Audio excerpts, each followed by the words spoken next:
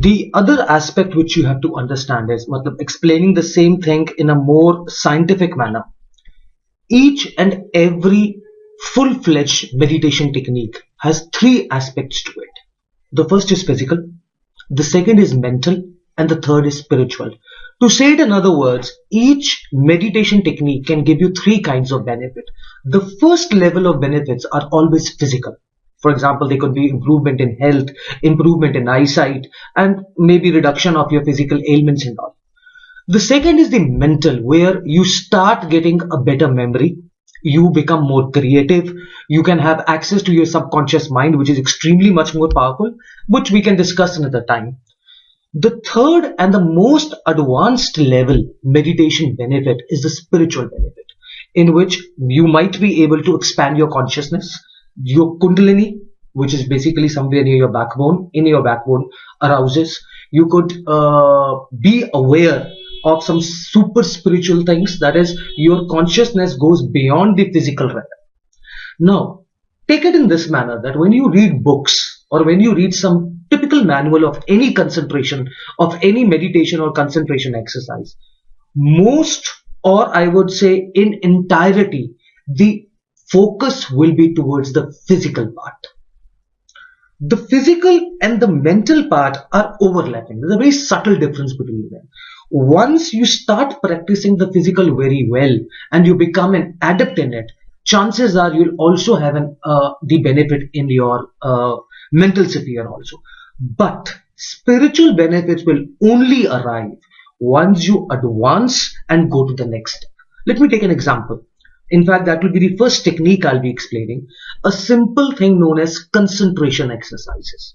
Now, most of you are aware that in concentration exercises, if you read for that matter, any meditation good book written by a reasonably good author, the first exercise that is generally given is on concentration. Now, concentration, the most famous exercise is candle gazing. Put a candle in front of you, about 1 meter beyond, light it up.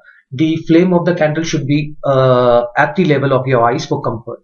Sit erect and constantly gaze at it. Now, this is the first part. They'll tell you, some of them tell you, focus on the middle of the flame. Some will tell you, focus on the top of the flame. Some will tell you, focus on the bottom, or just look at the flame without blinking. What happens?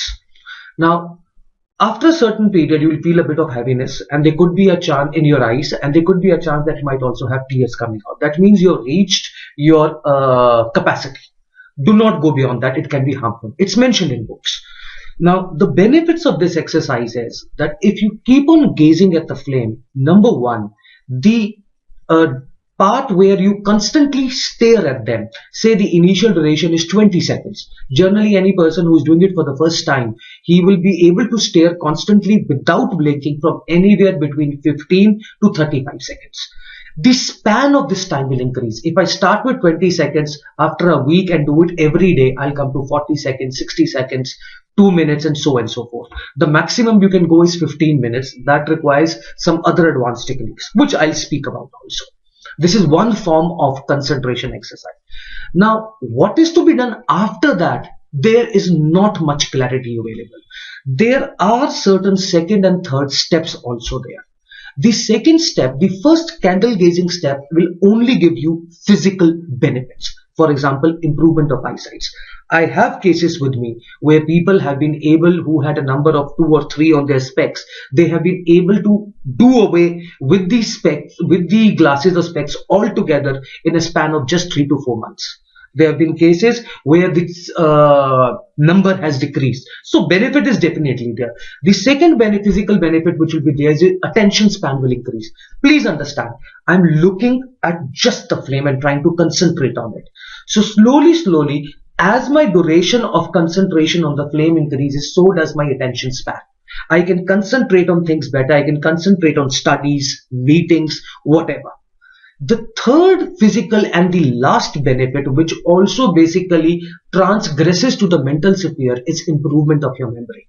Slowly and steadily, I'll not explain the reason as of now, you will start having better memory, because with improved concentration and with a single focus over the flame, you are able to get a a roundabout access to your subconscious memory, and you're able to retrieve information quite quickly and also store information for a longer period of time. There have been cases where people, while concentrating for a lot longer time, have been able to remember very old events which they thought they had forgotten. There have also been cases where people have been able to remember their childhood when they were just 3 or 4 years. Now, this is the ultimate level you can reach with respect to physical and mental benefits. If you want to go to the next level, that is the spiritual, you need the next technique. Now, what I have realized is the spiritual level techniques are not mentioned in books.